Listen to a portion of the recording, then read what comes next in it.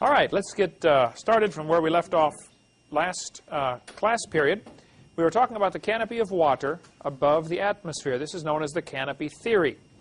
Now, the canopy, whatever was up there, is now gone.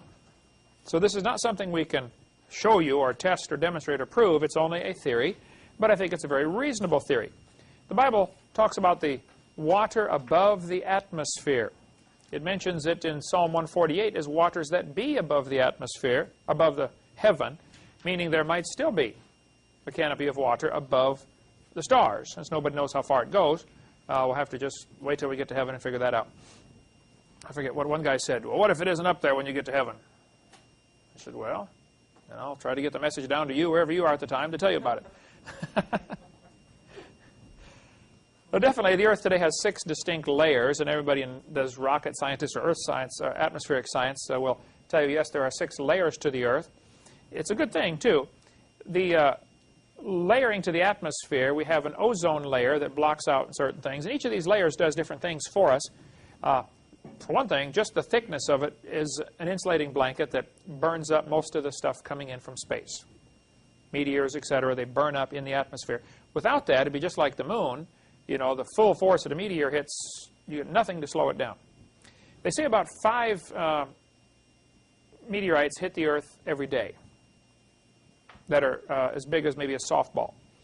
Since the Earth is 70% water, of course, 70% of them land in the water. Now, occasionally, people get hit by them. It has happened. Buildings get hit by them more frequently. But this canopy, it's, I think, alluded to in the Bible, and we'll give you the evidence for and against the canopy theory tonight.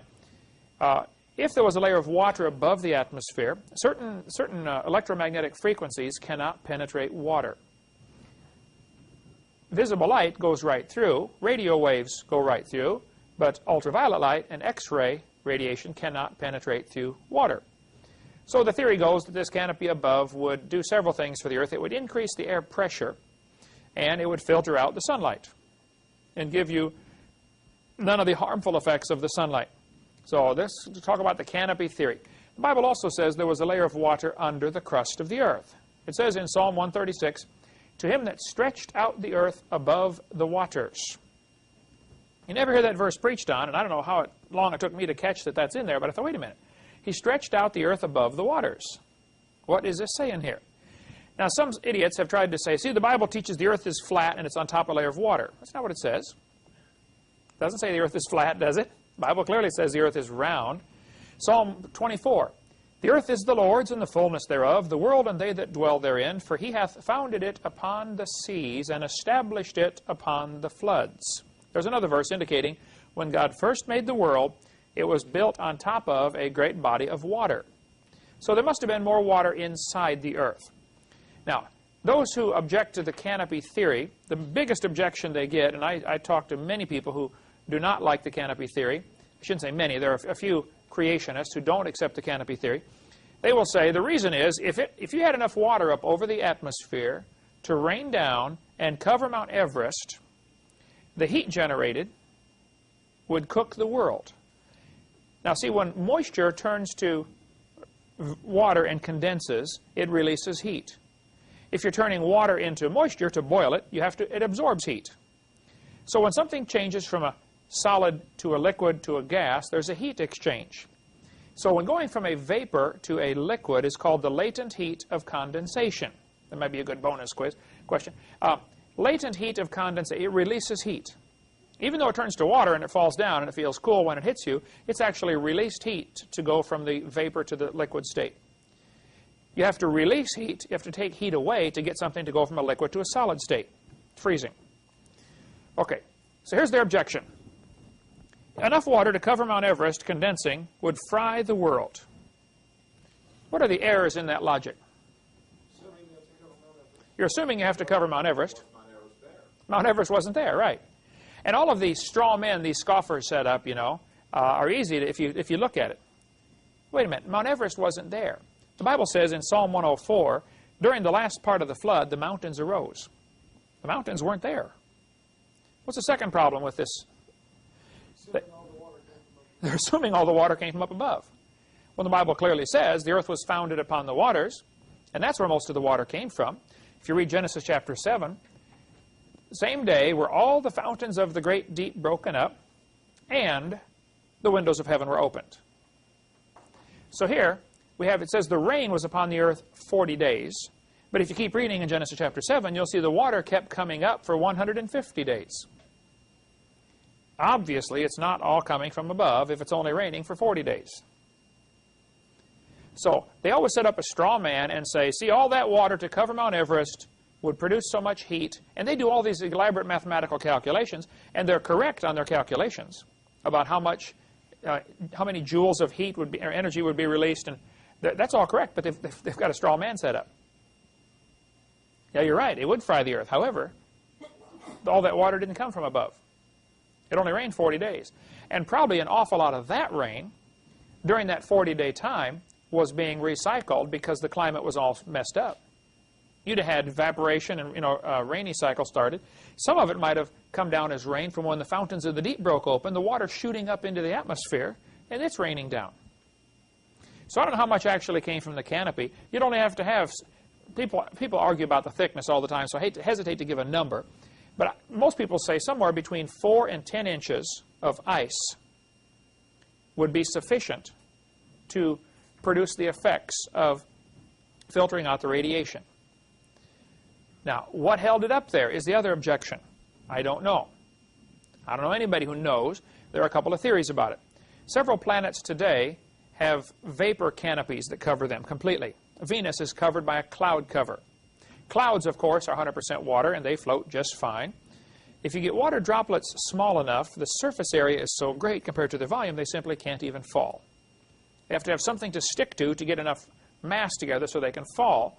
And you have drizzle droplets that form into, I forget the sequence, drizzle droplets to some other kind of droplets, cloud droplets to, maybe it's other way, cloud droplets to drizzle droplets to rain droplets. They have to slightly get bigger and bigger, and pretty soon they fall. Well, most of the water, I think, came from inside the crust of the earth. So the fallacy in the argument is they're assuming all the water comes from the canopy. Not true at all. Most of it came from inside the earth. The earth today still bears scars. The San Andreas Fault, the mid-Atlantic ridge, that crack right there is a crack that was 46,000 miles long. Runs completely around the world, like a seam on a baseball.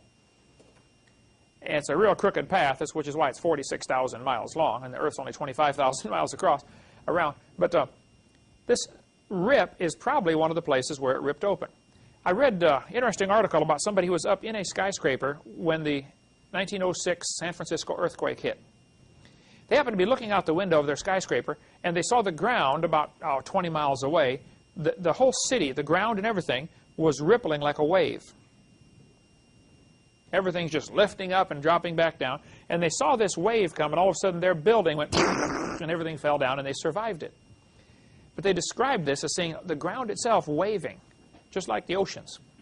Yes, sir? I was in an earthquake that literally saw the ground go like that. Yeah, it just goes up and down. I've only seen pictures of it. I've been in 2 minor earthquakes, never been in a big one. But if they say when one of the earthquakes that hit the San Andreas Fault, they checked how fast is the crack moving. If the ground cracks here, how long does it take before the crack moves 100 miles away? And I forget, it was at phenomenal speed. It was like 2 miles a second. That's how fast the crack moves. If you have a tightly stretched cloth, you stretch a cloth real tight, all of a sudden it begins to rip. How long does it take the rip to go all the way down? Well, it depends on all sorts of factors, how tight is the cloth and how much pressure is on it, stuff like that. But the ground in earthquakes will rip at incredibly rapid speeds. So, according to Walter Brown, this crack probably circled the Earth in a matter of less than an hour. 46,000 miles. I've seen high-speed movies they take of balloons popping. You get a balloon and you make one hole in one spot. How long does it take for that crack to go all the way around the balloon? Not too long, right? It happens pretty quickly. Or an eggshell breaking. How long does it take for the crack to circle the egg? That's the kind of effect you would have here with the fountains of the deep breaking open. And the Earth today still has what are called continental plates. And when you study earth science, you study the different plates. It's interesting that most of the volcanoes, represented here by the red dots, most of them are on or near a fault line. And so their conclusion is, well, the fault line is causing the volcano. Maybe so. I don't know. There are a couple other theories. You want to read something very fascinating. You need to get Walter Brown's book, In the Beginning, and just read through that, his explanation of what's called the hydroplate theory, about the magma being trapped when the fountains of the deep broke open. And that's still causing volcanoes today. And the likely place for it to come out is where one of the cracks are. San Andreas Fault, I remember standing right on top of that when I was in Lompoc, California. I was driving through the country and I went over the San Andreas Fault. I stopped, and you stand there and you look down both directions and you see this massive crack. And you're thinking, I mean, up these mountains beside it are, you know, really big mountains. You're thinking, man, what if this thing had another earthquake right now? Pretty scary thought. My mom and I stayed in the motel in Alaska where they had the 1964 Alaska earthquake. It happened 30 feet away from this hotel we were in. We were up on the 13th floor, I think. The church put us up in this motel, you know. And you look out the window and they said what happened, the whole section of the city dropped down 30 feet. So they just smoothed it out and planted grass, and now there's a hill there, where before it was just flat ground. We were just looking out the window, looking right down that hill, just 30 feet away from here to that, you know, deck. The San Andreas Fault varies all over the place. It finally runs out into the Pacific Ocean, just north of San Francisco. Where you were there with them. Did you go see Muir Woods when you were out there? Petaluma, just north of. You were there in just a few weeks ago, right? Yeah. They say California's going to drop off into the ocean. Well, first place, it's just a little piece of California that would be affected, and it's not going to drop off. It's going to slide northward. And that's not so bad, except when it slides, all the rock, you know, moves and everything falls down. The crack is probably, who knows how deep it is, apparently down to where it changes into liquid, maybe 20 miles, 30 miles. So why don't they, instead of drilling, why don't they do experiments there? Well, there have been theories tested or attempted. There have been theoretically they thought, you know, the reason that earthquakes happen is because the plates are pushing against each other. You do an experiment where you get two blocks of wood or two things that are going to have a lot of friction, two erasers here. If I pull one down like this, they slide past each other. What if I push them together real hard and then pull down? When it finally builds up enough pressure, it jerks. If there wasn't any pressure holding them, it would just slide past each other. But the sliding will cause it to jerk if there's more pressure between it. So what you have here is two massive blocks of earth sliding, and as they build up pressure, and all of a sudden it jerks. It may only move a foot, but the energy released, you know, knocks down buildings for 50 miles. And sometimes they move side to side this way. Other times one drops down. If one drops down, it'll make a big cliff called an escarpment. They have those all over the world, where obviously it had an earthquake and a section, you know, dropped down. There are several different types of fault lines. I used to know them when I taught earth science. It doesn't matter. You won't need it for the quiz. Okay. Excuse me, Sam. Yes, sir. On that slide you just had there, what are we looking at as far as, are we looking at from an aircraft of many miles away, or are we looking at where, how wide is this craft? That varies greatly. I would say the total width of this picture at the foreground here where you're looking is probably 2 miles. It's taken from a high-altitude plane. The mountain ranges, you know, you're driving across relatively flat terrain, and all of a sudden you see this mountains where it's been built up from probably from the abrasion of the rubbing. What's running down the center of it? Just some kind of... It all fills it. As soon as it cracks and slides, you know, the next rainstorm fills it in with dirt, and you can't even tell it's there. It's not like it's an open crack. You can look down into the earth. It's closed tight. They build highways over it, and when an earthquake happens, you can see a lot of places where the earth has moved, and they had to, you know, rebuild the highway because it moved over 5 feet. Or fences will be off by, you know, 6 or 8 feet. So you just kind of, like you got a valley running down through the center of the... Yeah. You drive up in the mountains, drive down the valley, and up the other mountains, and out the other side. And if you didn't know what you were looking at, you would think you just drove over some hills. And in some areas, the San Andreas Fault's hardly noticeable. It's not like this all the way along, but an awful lot of it is. Pretty noticeable crack in the ground. Okay. The greenhouse effect is what happens when you have something that lets light in, and the energy is absorbed by the ground, and then it's re-emitted, and it comes off as a different kind of energy wave, and so it's trapped. It can only penetrate through the glass one way. A layer of carbon dioxide above the Earth would make what's called the greenhouse effect. A layer of water above the Earth will do the same thing. Environmentalists are all nervous about, us burning all the fossil fuels and producing greenhouse gases, which is true. If all the cars in the world running today and all the factories burning all these fossil fuels are producing greenhouse gases that go up and they hover in the atmosphere. What they don't tell you, the people who are nervous about, save the environment kind of stuff, the plants absorb this kind of stuff. In many countries, they don't have pollution control on their cars at all. They plant certain kinds of trees along the highway. It absorbs all the pollution. Norwegian maples are great at absorbing pollution. They thrive on it. So the more pollution you get, the faster the trees grow, and they absorb it faster.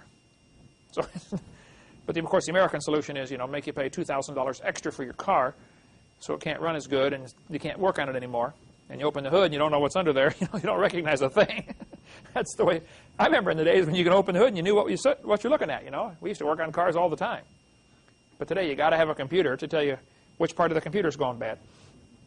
Okay, if the Earth had a canopy of water overhead, some of the scoffers or skeptics about the greenhouse or canopy theory will say it'll cause what's called a runaway greenhouse effect. The heat just keeps getting hotter and hotter and hotter. This room has lots of windows in it in our gazebo. Before we had the air conditioner put in, you would get the runaway greenhouse effect in here. It could be 100 outside and be 140 in here because it just gets hotter and hotter and the heat can't escape. It has to do with the long wave, I believe it's long wave radiation. I'll get it backwards, I know, and somebody will write me about this. Heidi, you handle the call. Because I didn't look this up before the class, but I know where to look it up. Education is knowing where to look. It's not knowing everything. It's knowing where to find everything. It's either shortwave radiation comes through the glass and heats up the room, and then the long wave radiation is emitted from that and can't penetrate back through. Is that the way it is? Shortwave will go through water. Long wave will not. So that's what's called the greenhouse effect. Okay. Hope you're right, because I'll get calls on this one if you're not. I could look it up. Carl Baugh, and I get blasted by creationists for even mentioning Carl Baugh, but he's a great godly man. You haven't met him yet, have you, Eric? Next time you drive across Texas, stop and see Carl Baugh, because there's nothing to see driving across Texas. But he was pastoring a very successful church in St. Louis area, and he moved to Texas and bought some of the property where the footprints are found with dinosaur and human footprints together, and has a museum there. And he gets, he has his share of skeptics, like anybody trying to do something for the Lord. You get people who want to fight against you for some reason. But he's a very nice guy. He's a godly man, loves the Lord. And my philosophy is, if you disagree with somebody about something, call them and talk to them first, okay, if you can. So I've talked to Carl Baugh many times, been to his museum, and seen it in the middle of Glen Rose, Texas. But he's got an interesting book out called Panorama of Creation. Now, when I talked to Walter Brown, who's also a creation scientist, he said, I know Dr. Baugh very well. We've talked about this in great detail. And what he has here is some interesting speculation, but no hard evidence. Well, I understand that, and that's why we call it the canopy theory. Okay, I can't prove it to you, but it answers some basic questions. Scientists, by the way, I was recommending here that you do get Carl Baugh's book and read it if you're interested. It's about $10. Panorama of Creation. He thinks the canopy of water overhead before the flood would cause several interesting factors. It would be photoamplifier, which means they could see the stars better than we can. For one thing, if you ever look at, you ever been driving on the highway when it's real hot and you see the little lines coming off the highway? That's the hot air is distorting the light coming to you. Well, the air is 200 miles thick over our heads right now, and just looking at a star, the star twinkles because the air is bending the light coming from the star. That is known as atmospheric twinkle. It actually bends the light about 0.046 arc seconds, which, you have a degree and then 60 minutes in a degree and 60 seconds in a minute. So 0.046 arc seconds is not much, and who cares? Anyway, the light gets bent coming from the stars and causes the star to twinkle. If you compressed the air down to, say, 10 miles, 10 miles is still a lot. I mean, I get up in airplanes every week, and we never get over, 4 miles high or 5, maybe 6 miles high. 10 miles is way up there. So let's just assume that the canopy of water, or ice, whatever it was, compressed the air down to 10 or 12 miles. Now you have much less atmospheric distortion because the air is compressed. It's not free to move. And you have no weather patterns. Because what causes the weather is you have hot air masses and cold air masses and things are moving around. And you couldn't get a thunderstorm in the Garden of Eden, I don't think. If the canopy theory is true and you had extra air pressure, you'd have perfect weather all the time. You'd have springtime all the time if the Earth were not tilted. Today the Earth's tilted over 23.5 degrees. That causes our seasons. If the Earth were not tilted before the flood, and I don't know if it was or wasn't, but this is just the theory, and that it was struck by something that started the flood, which I cover in video number 6, that caused the Earth to wobble around and finally tilt at this new angle they're at today. Before the flood, it would have been March 21st, that type of weather, spring weather, all the time, every place on the globe.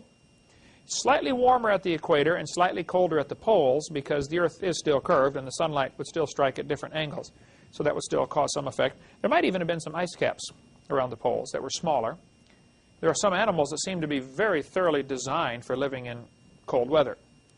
So some people say, you know, that there was no ice before the flood. I don't know if I'd buy that or not. But they do find some enormous vegetation, fossils, evidence of vegetation at the poles, which we get into on video number 6. Anyway, they got a new theory out that says a lack of oxygen killed the dinosaurs. Now, this article is worth reading the whole thing. Let me read this to you here.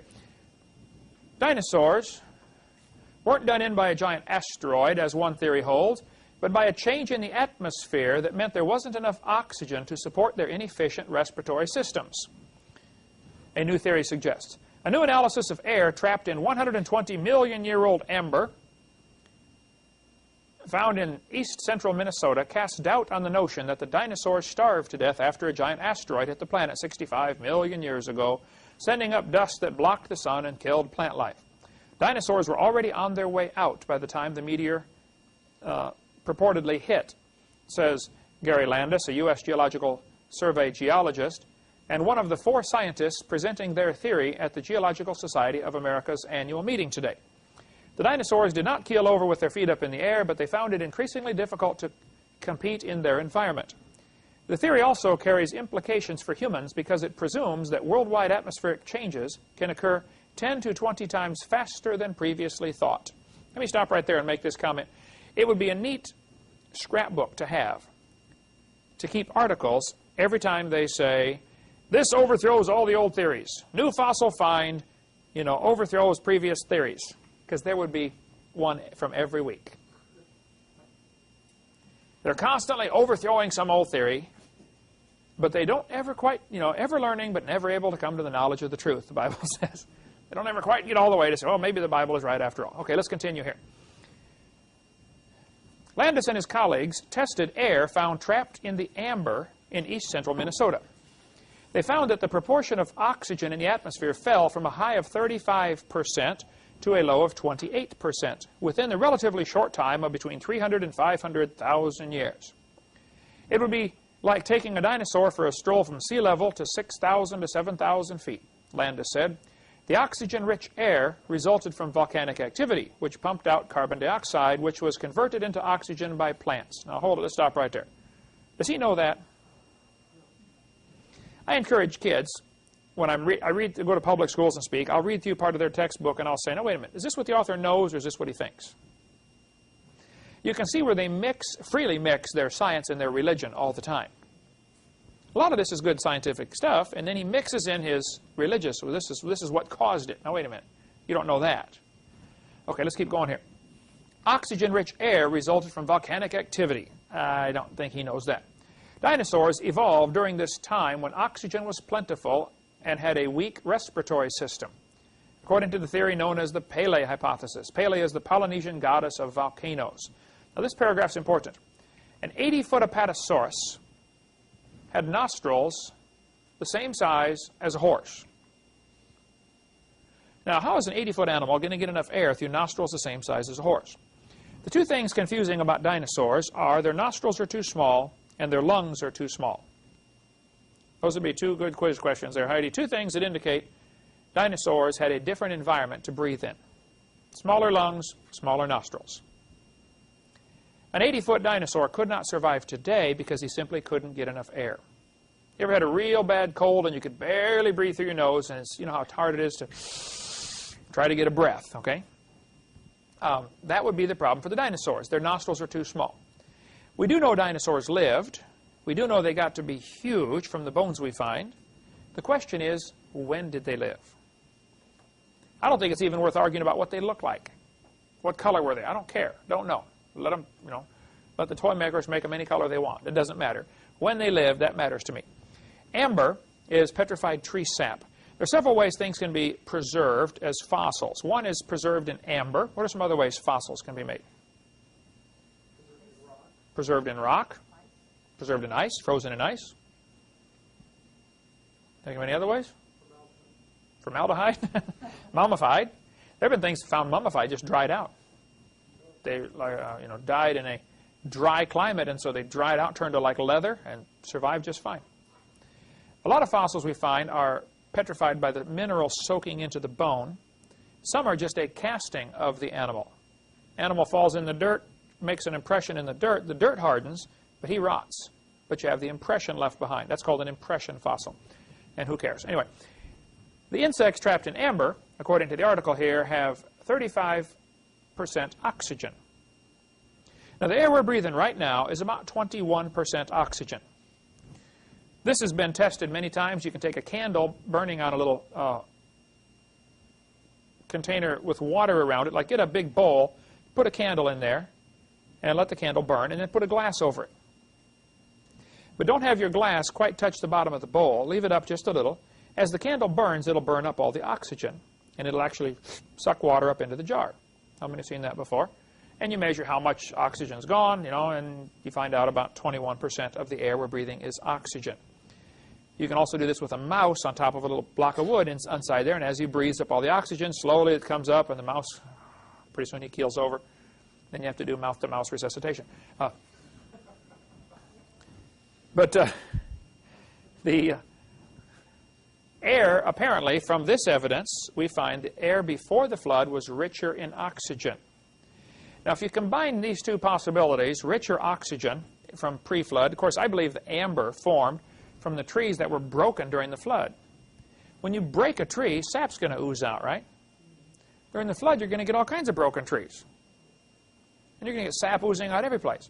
Insects are going to come stick on the sap. Sometimes birds are found in petrified amber. Sometimes frogs are found. Insects are by far the most common. Interesting, all the insects they find are exactly like the insects alive today. And they will say, wow, isn't it amazing? They didn't evolve at all in 80 million years. They don't even stop to consider that maybe they're not 80 million years old. You know, they don't even stop to consider that. You know, they know the evolution theory is true. This debate I was in a few weeks ago, I forget who it was now, but I said, what you guys have is a theory that you're convinced is true, but all you need now is some evidence and a mechanism for how it'll work. You got the theory down, now you need some evidence and a mechanism. But it's just so ridiculous that they believe that stuff. Doubling atmospheric pressure and increasing oxygen does some neat things to your bloodstream. Your blood has little red blood cells in there that carry oxygen. When it's oxygenated, it turns red, and it goes through the lungs and picks up oxygen. And then the mechanism of how the body absorbs oxygen and releases oxygen is absolutely amazing. That would take billions of years to evolve, of course. And before it evolved, nobody lived. They all died while they were trying to evolve this complex oxygen transport system. But the oxygen, the red blood cells have a maximum carrying capacity. They can only hold so much. One of the problems with sickle cell anemia, which is a disease that only black people get, the red blood cell, instead of being shaped like a donut, it caves in, so it looks like a sickle, like a part of a moon, a crescent moon. Now you have much less surface area, so it holds less oxygen. So a person with sickle cell is very likely to have a very difficult time breathing, or at least carrying oxygen to the body. And it's very often fatal, people with sickle cell. We had a girl, you don't remember her, Eric, you were too small, but a girl rode our bus in Illinois, in Kankakee. Her mother and her father were brother and sister. Her mother was 9 when she was born. Her father was 10. It was her incest. Okay.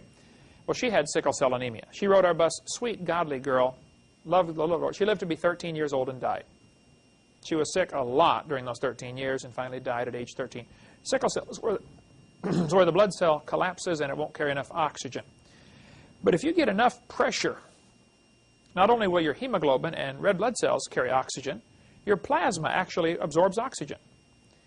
Now, plasma is the juice that your blood is, the liquid part of the blood, not the solid part like the platelets and the red blood cells and white blood cells. It's the liquid part. You can donate plasma. Anybody done that before? Donate plasma? They stick a needle in, take your blood out, and they spin it in a centrifuge, I believe, to separate the solid particles, and they put those back in. They just keep the liquid part, plasma. The advantage of using plasma is it doesn't matter what blood type you are. If a soldier is shot on the battlefield, you don't know what blood type he is, well, give him plasma. That'll certainly help. You have about 1 pint of blood for every 15 pounds of body weight. So a 150-pound person has 10 pints of blood, a little over a gallon. Gallon and a quart. So if a guy's been shot and he's already lost, 4 pints of blood, he's only got 10. It starts to get pretty serious pretty soon.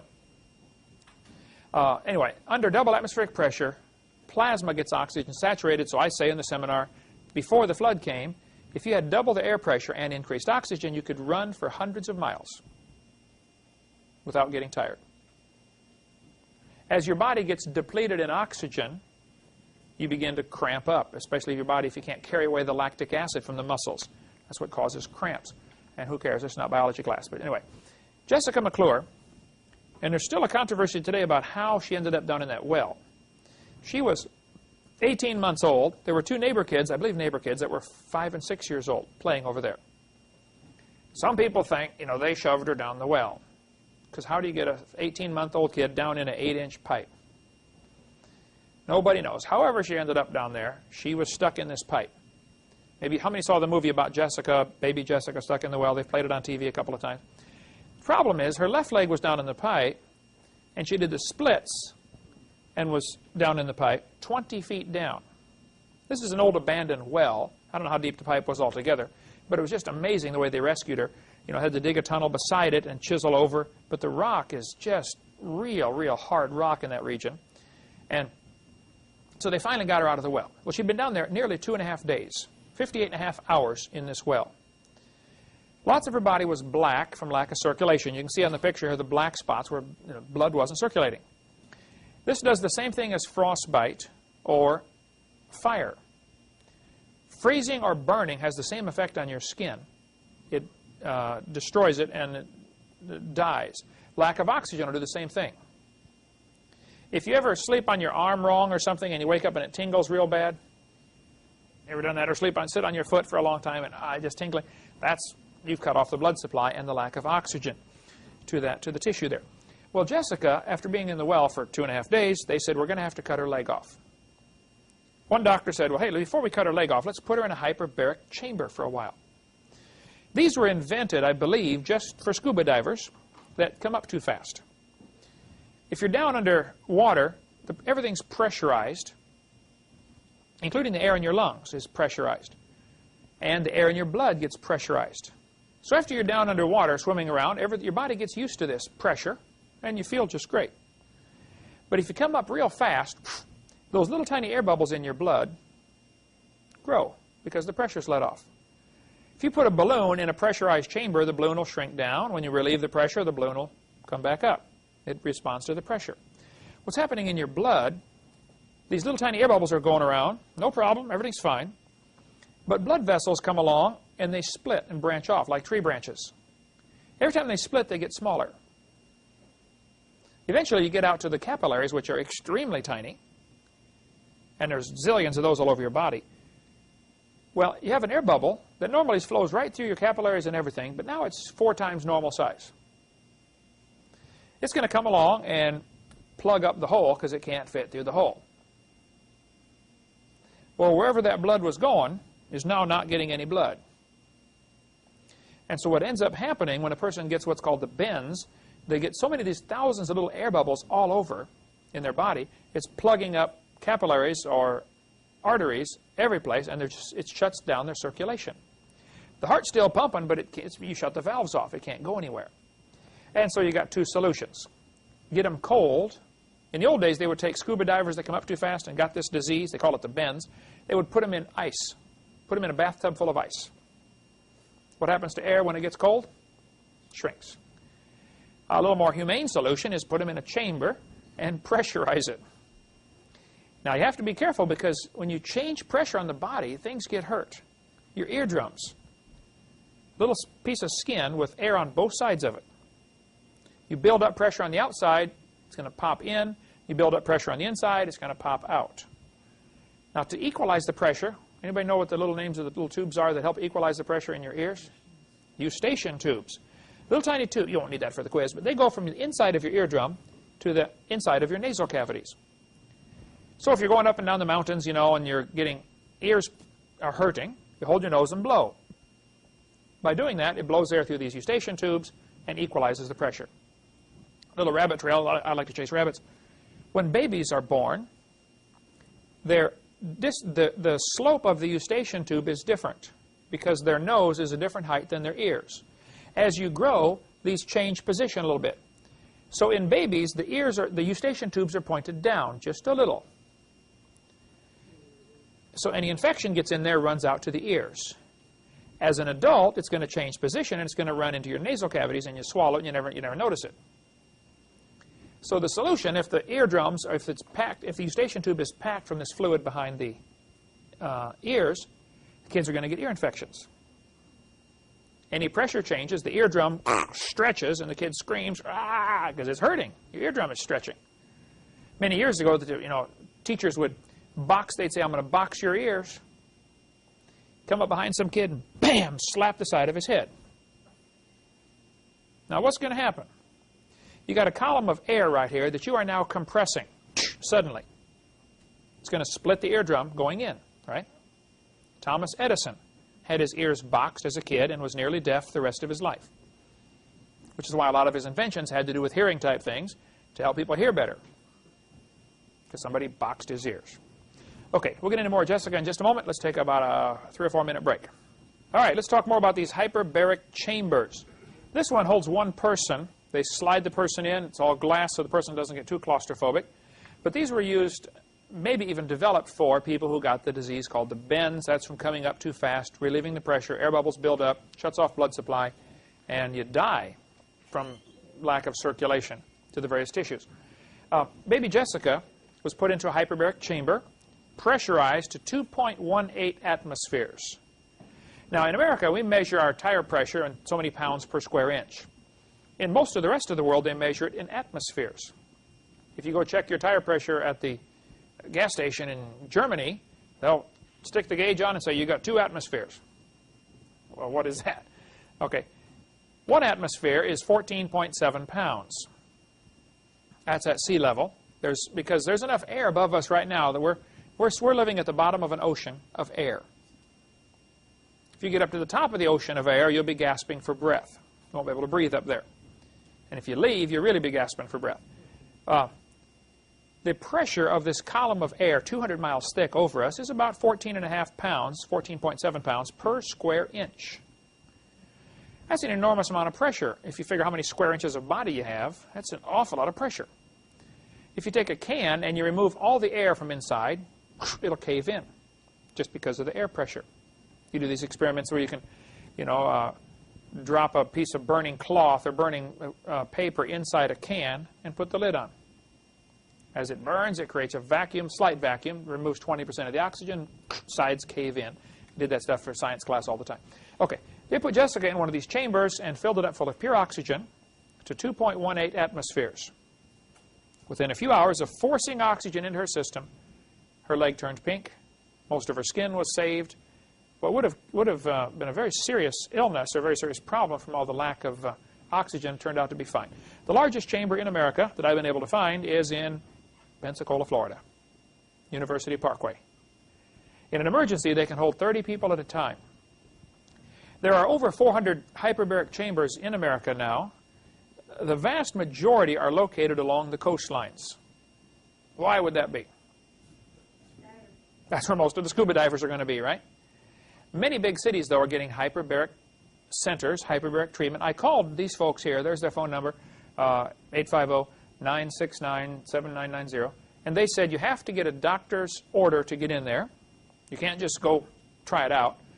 And it's about $16,000 for a complete set of treatments, which is 2.5 hours, I believe, per treatment, and 20 treatments, if I have my facts, or something close to that.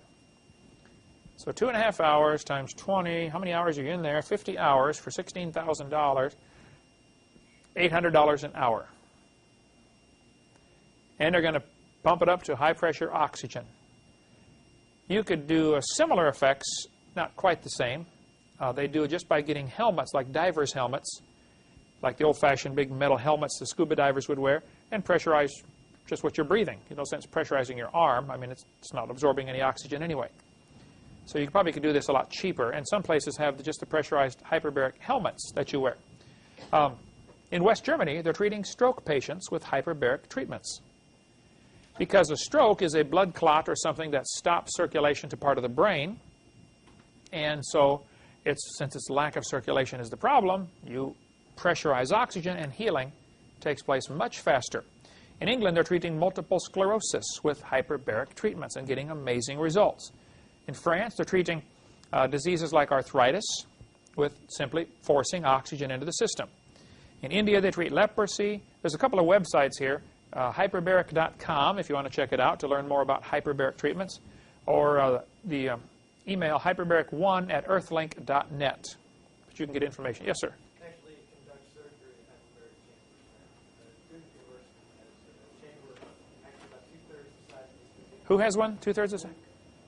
Duke University? And they conduct surgery inside the chamber. So the doctor and everybody's pressurized. Interesting.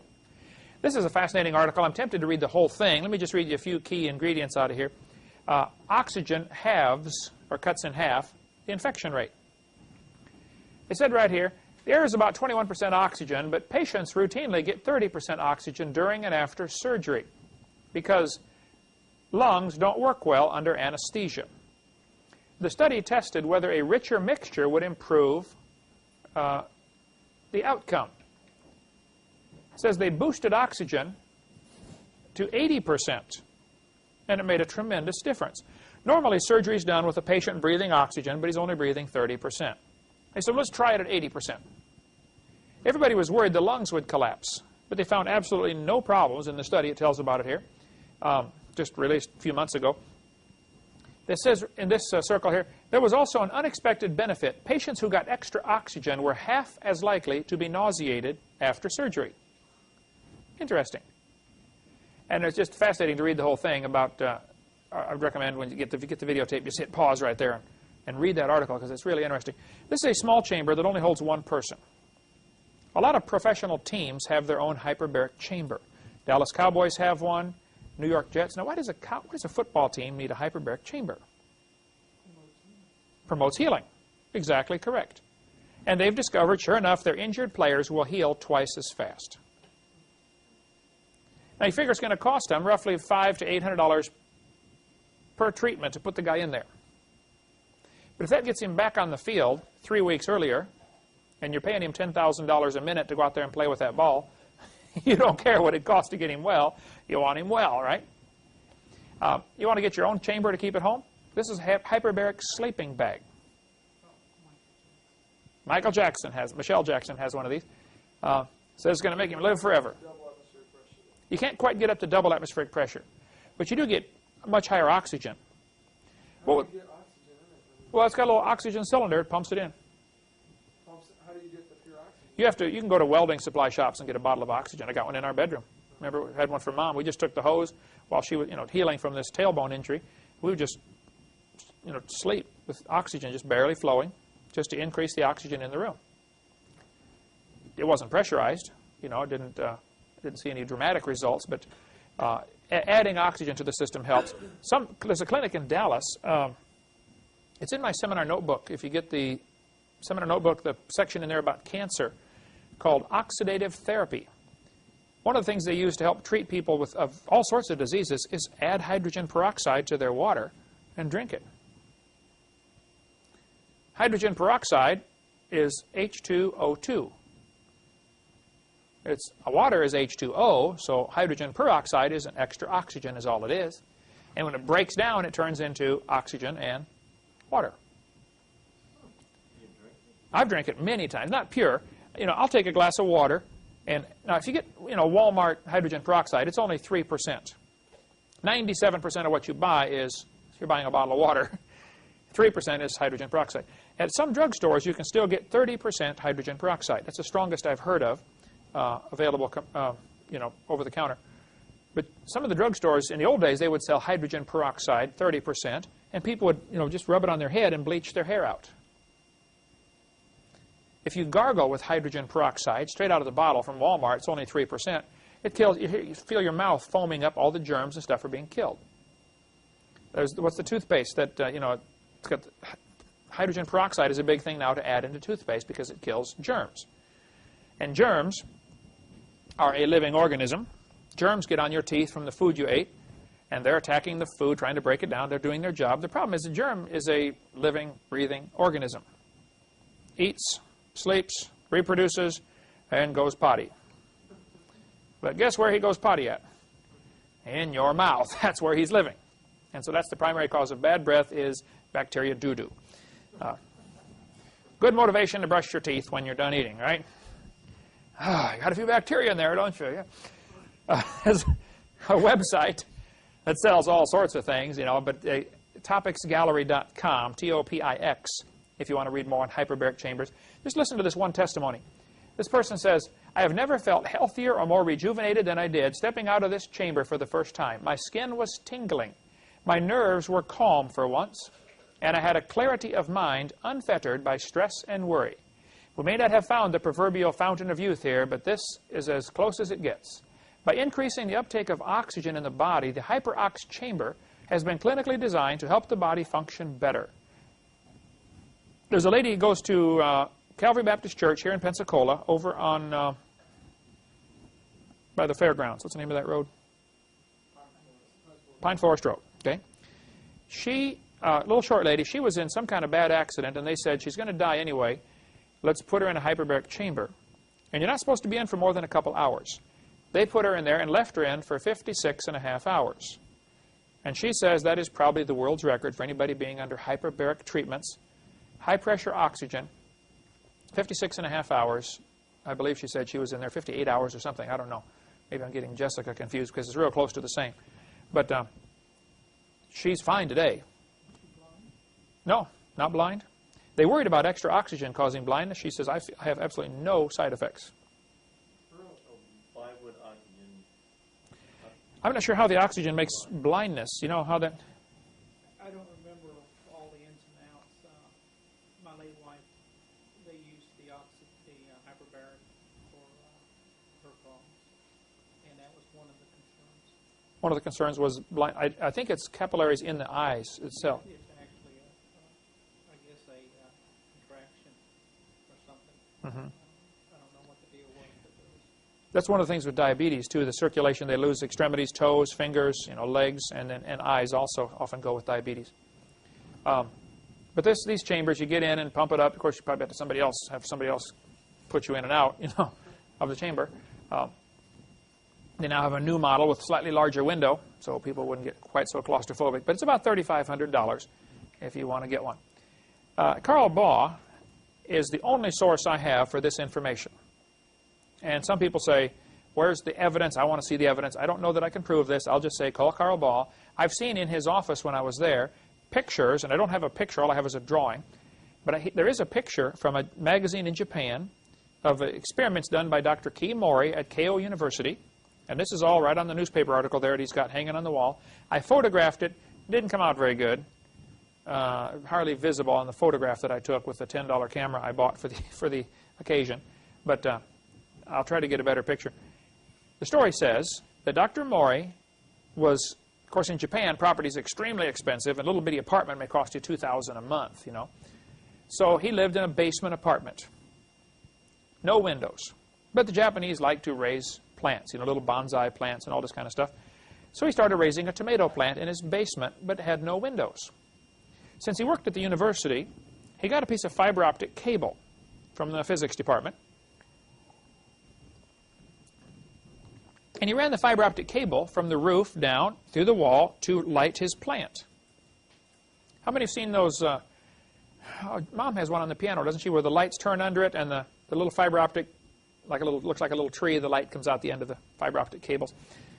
He was lighting his plant with fiber optic cable. The plant began growing faster than normal and producing more fruit than normal. So he thought, wow, why is this happening here? He theorized that possibly the fiber optic cable only allows in light, it won't allow in ultraviolet light. It's blocking it like sunglasses block UV light.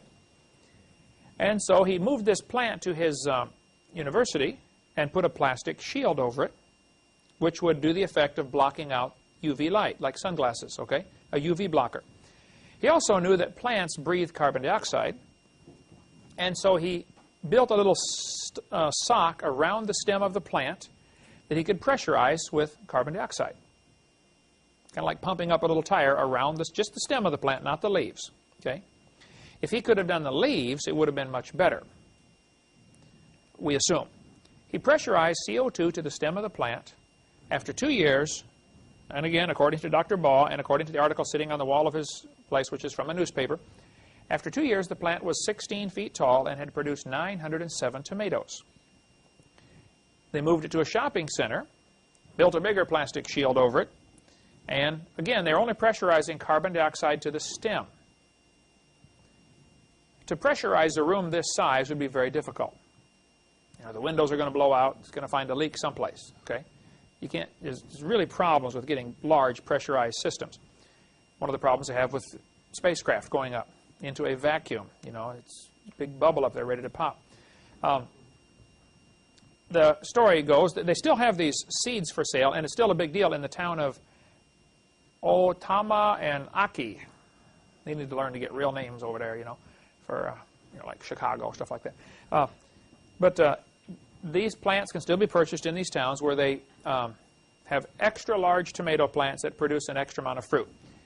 And so, according to the story, the plant kept growing, and the last time it was reported that I heard about, it was 40 feet tall and had produced 15,000 tomatoes during its lifetime. That wasn't per year, but during its lifetime it had produced 15,000 tomatoes. Now the tomatoes it's a cherry tomato plant, but his were baseball size. I mentioned this in my seminar, and a guy came to see me from University of Terre Haute, Indiana. He said, Mr. Hovind, I believe that's where it was. He said, Mr. Hovind, I just finished getting my PhD in botany, raising plants. He said, what I did for my PhD dissertation is I studied soybean plants to see how many beans they produce if you increase the carbon dioxide. Normal air we're breathing is very little CO2, 0.06%, not much. Well, plants have to live on this. That's all they get. And they don't have lungs, they can't breathe it in. They got to wait till it drifts by to absorb it.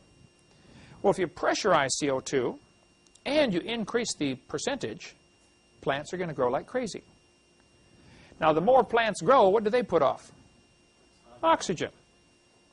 That's why you always feel refreshed when you go walk into a forest, you know, invigorated, like, wow, you know. They say if you put real plants in an office building, everybody works better because they get more oxygen. They stay alert longer. The increased CO2, this guy told me he put 0.09% CO2. Instead of 0.06, it's 0.09, 50% boost. He said his PhD dissertation dealt with this topic. He said his soybean plants produce twice as many berries, they call them a soybean berry, twice as many berries as regular plants. And he said, I only gave it a 50% boost, and I didn't even pressurize it. It'd be a neat science fair experiment for some kid to do, would be to raise some plants inside a terrarium, glass cover, as a control, raise identical plants in another one, and every morning break off a little piece of dry ice and drop it in. Dry ice is solid carbon dioxide. And that's what plants breathe. As it vaporizes, it'll produce lots of CO2 in there. You know, plants can only use so much. It's like you say, you know, would my car run faster if I had a 400-gallon gas tank? No, it can only use so much at a time, right? And plants can't use, you know, 100% CO2 wouldn't help more than 50%. somewhere along the line you would reach what's called the point of diminishing returns. I don't know where that is, but that needs to be experimented on. If you try, 0.09, 2%, 3%, and see where it starts to lose effectiveness, because now you've reached the saturation point. The plant just can't absorb anymore. But that'd be a neat experiment for some kid to do for a high school science fair project. Okay, so the cherry tomato plant indicates that things were very different before the flood. I suspect this canopy of water explains why we had so much vegetation. Dr. Eugenius Scott is the president of an organization who's dedicated to keeping creation out of public schools. It is called the National Center for Science Education. The liberals and the communists always pick some name like that, for the people, or the American way. They always make it look like they're good guys. Just by the name, they try to deceive people. National Center for Science Education is actually a private organization started by Andrew Carnegie to keep creation out of the schools. I suspect there's a bigger picture here. Our founding fathers believed that we've got rights that come from God. And when you get folks believing they have rights that come from God, they don't make good slaves. And so if you want everybody to be enslaved in a new world order, you have to get those people to believe there is no creator, and your rights come from the government. So evolution is really an essential teaching for those who would like a one-world government.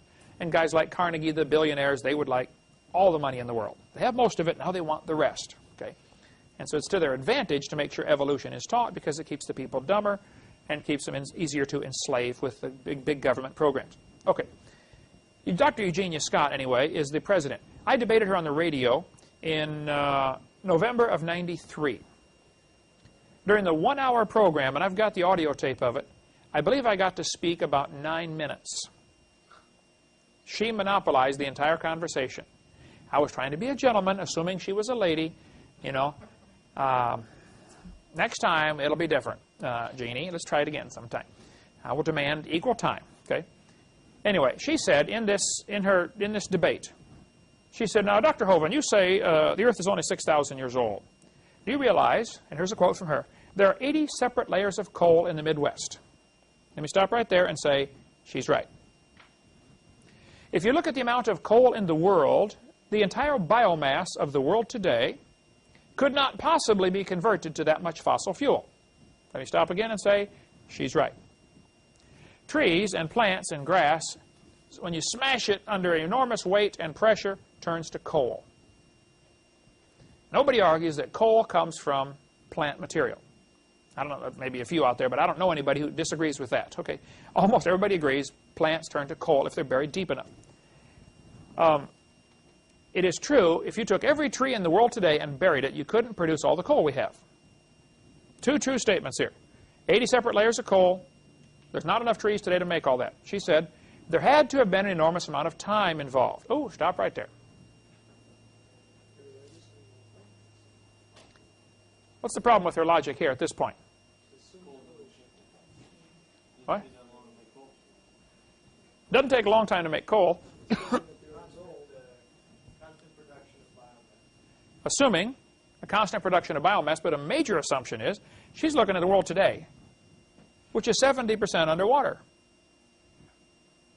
Was it that way when God created it? Where was most of the water that today is in the oceans? Under the crust of the earth. Let's just assume the earth had several conditions different when it was first made. Let's just assume that it was only 20% oceans and 80% water, or land. And let's assume there were no massive ice caps and no massive deserts. And let's assume you had greater plant growth per acre because you have increased air pressure from a canopy and you have richer CO2. Now you're going to get 50 times more vegetation per acre and zillions of acres available for this vegetation to grow on. People often make the assumption, and Eric, when you get into debates and stuff, that they will say, how did he get kangaroos all the way from Australia to Noah's Ark? What are they assuming in that sentence? Assuming they had to start off in Australia, right? And they're assuming Australia was separate from the rest of the world. Assuming there was an Australia. Assuming there was an Australia, right? People say, where was the Garden of Eden? I don't have a clue. They say, well, it had to be near Baghdad because, you know, they got the Tigris and Euphrates River. Now, there's a faulty assumption in that. They're assuming it's the same river mentioned in the Garden of Eden, in the Bible. Didn't people come from England, come over here and settle this place and call areas New York, named after York? Is that the same place? No. It reminded them of that place, so they gave it that name, right? New Hampshire. There's thousands of cities in America named after European cities. There's a Moscow, Missouri. Probably what happened after the flood, Noah's family got off the ark, and they said, you know, that river looks like the Euphrates River. Let's call it Euphrates. Okay. They got to decide. I mean, they're the only ones left, you know. Pick any name you want. Right? They're calling the shots. And so people, they read the Bible, and we got to be careful that we don't assume things because you make a mess out of the truth. So, she's right. There's too much coal to be formed by the trees today, but she's wrong to say it would take an enormous amount of time. What it would take was a different world with lots more trees, all destroyed in a flood. Now, during a flood, what's going to happen to trees?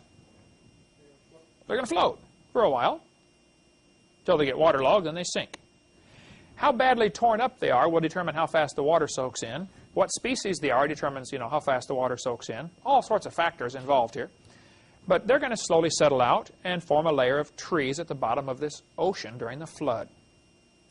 Meanwhile, you've got more sediments dropping down because it's muddy water from the fountains of the deep being broken up, and it's going to cover these trees. Now you have another layer, what's called a log mat, a big pile of floating debris. It's going to float by and drop off another few hundred feet maybe of broken tree branches, leaves, etc. And that's going to coalify. And they find seams of coal up to 100 feet thick. The thickest I've ever read about is 120 feet. Have you been down in a coal mine yet, Aaron? You went down in a gold mine, right? Up in Birmingham, a guy took me down inside the coal mine where he worked. We had to go down at 3 in the mornings to make sure, it was okay with the boss, because the third shift boss was a little more lenient because nobody's down there. But we went down in this coal mine way down there, and he said, now, hang on to something. I'm going to shut the lights off. When he shut the lights off, it was so black. I was going, where is everybody, He said, you can stay down here for the rest of your life, and you'll never see your hand in front of your face. Your eyes will never get used to this because there is no light. But as we're going through this coal, where we were, it was maybe 12 feet thick of solid coal. You could see logs had been pressed into the ceiling and pressed into the floor. Whole logs, 80 feet long. And sometimes you'd see pieces of logs coalified, sticking out of the sides where they hadn't dug them out yet. Just solid. It was the neatest thing. In the old days, they would dig coal out with a pick and shovel, and the guys got to see things that are found in the coal. Many years ago, they developed a machine that's about the size of this room, and the driver is 22 feet away from the auger that's grinding up, eating its way into the wall and putting it onto a conveyor belt and shooting. He never sees what's going on. He never sees the stuff coming out. So if any human artifacts are found buried in coal, they're very unlikely to be found today, just because of the way coal is mined. But in the old days, lots of things were found in coal. Okay, next week we will try to finish up on the canopy, what it may have been like before the flood, and what some of the effects were. Why did they live to be 900 years old? How do we find these giant animals, giant insects? And I've given you some of the evidence against the canopy theory, the complaints they have. We're going to give you some of the evidence for the canopy theory. One of those would be, we find amber with increased oxygen. Something was different. We find evidence of animals like dinosaurs that have small lungs, small nostrils. They had to have greater air pressure and or greater oxygen concentration. Those are two of the lines of evidence that there must have been something different before the flood. The biggest line of evidence, I think, for the canopy theory is the Bible says there was water above the atmosphere. What's the size of insects, the size of things? We'll get into that next week, right? The insects are found that are gigantic, and they can't absorb oxygen today because of the surface area to volume ratio problem. We'll get into all that next week. Thank you so much. Dismissed.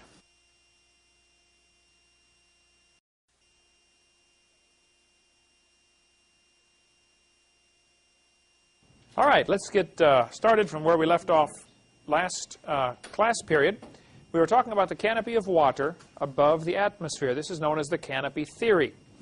Now, the canopy, whatever was up there, is now gone.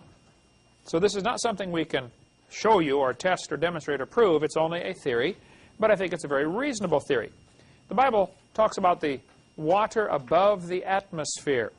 It mentions it in Psalm 148 as waters that be above the atmosphere, above the heaven, meaning there might still be a canopy of water above the stars. Since nobody knows how far it goes, we'll have to just wait till we get to heaven and figure that out.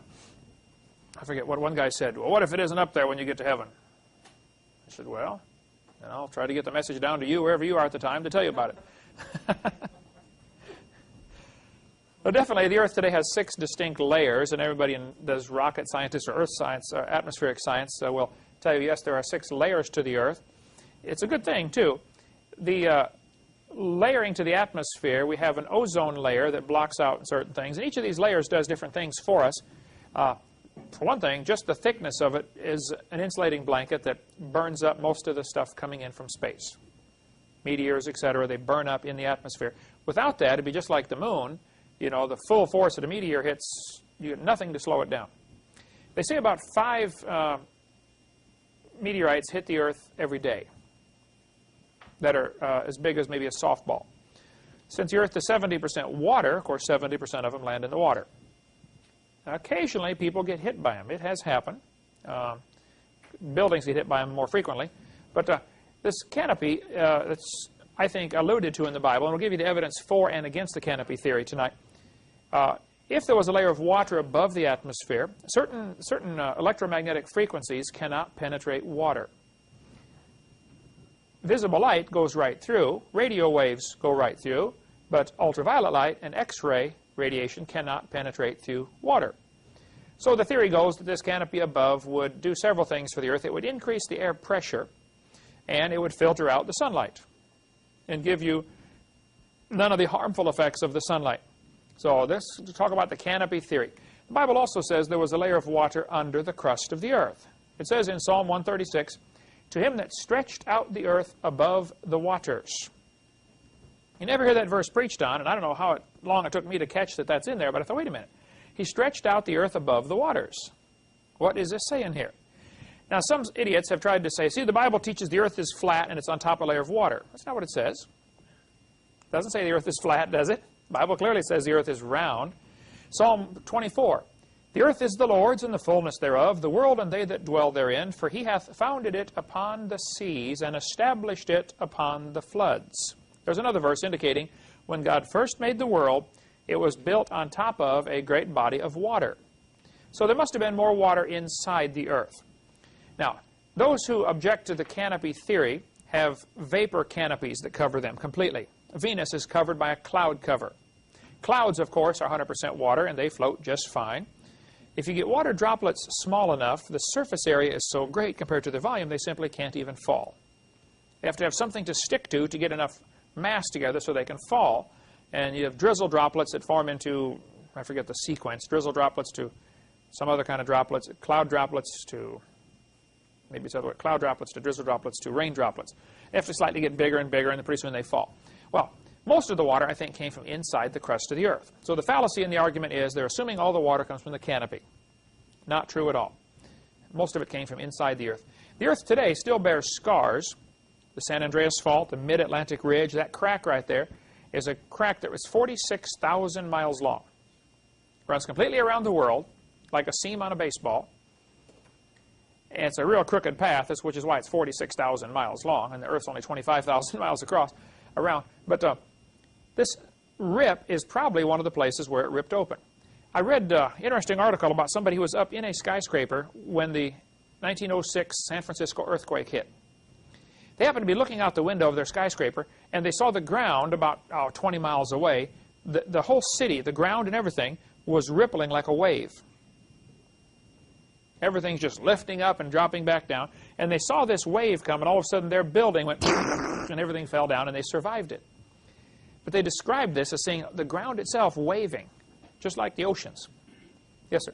The biggest objection they get, and I talk to many people who do not like the canopy theory. I shouldn't say many. There are a few creationists who don't accept the canopy theory. They will say the reason is if you had enough water up over the atmosphere to rain down and cover Mount Everest, the heat generated would cook the world. Now see, when moisture turns to water and condenses, it releases heat. if you're turning water into moisture to boil it, it absorbs heat. So when something changes from a solid to a liquid to a gas, there's a heat exchange. So when going from a vapor to a liquid is called the latent heat of condensation. That might be a good bonus question. Latent heat of condensation, it releases heat. Even though it turns to water and it falls down and it feels cool when it hits you, it's actually released heat to go from the vapor to the liquid state. You have to release heat, you have to take heat away to get something to go from a liquid to a solid state. Freezing. Okay, so here's their objection. Enough water to cover Mount Everest condensing would fry the world. What are the errors in that logic? You're assuming you have to cover Mount Everest. Mount Everest wasn't there, right. And all of these straw men, these scoffers set up, you know, are easy to, if you look at it. Wait a minute, Mount Everest wasn't there. The Bible says in Psalm 104, during the last part of the flood, the mountains arose. The mountains weren't there. What's the second problem with this? They're assuming all the water came from up above. Well, the Bible clearly says the earth was founded upon the waters, and that's where most of the water came from. If you read Genesis chapter 7, the same day were all the fountains of the great deep broken up, and the windows of heaven were opened. So here, it says the rain was upon the earth 40 days. But if you keep reading in Genesis chapter 7, you'll see the water kept coming up for 150 days. Obviously, it's not all coming from above if it's only raining for 40 days. So they always set up a straw man and say, see, all that water to cover Mount Everest would produce so much heat. And they do all these elaborate mathematical calculations, and they're correct on their calculations about how many joules of heat would be, or energy would be released. And that's all correct, but they've got a straw man set up. Yeah, you're right. It would fry the earth. However, all that water didn't come from above. It only rained 40 days. And probably an awful lot of that rain during that 40-day time was being recycled because the climate was all messed up. You'd have had evaporation and a rainy cycle started. Some of it might have come down as rain from when the fountains of the deep broke open, the water shooting up into the atmosphere, and it's raining down. So I don't know how much actually came from the canopy. You'd only have to have... People argue about the thickness all the time, so I hesitate to give a number. But most people say somewhere between 4 and 10 inches of ice would be sufficient to produce the effects of filtering out the radiation. Now, what held it up there is the other objection. I don't know. I don't know anybody who knows. There are a couple of theories about it. Several planets today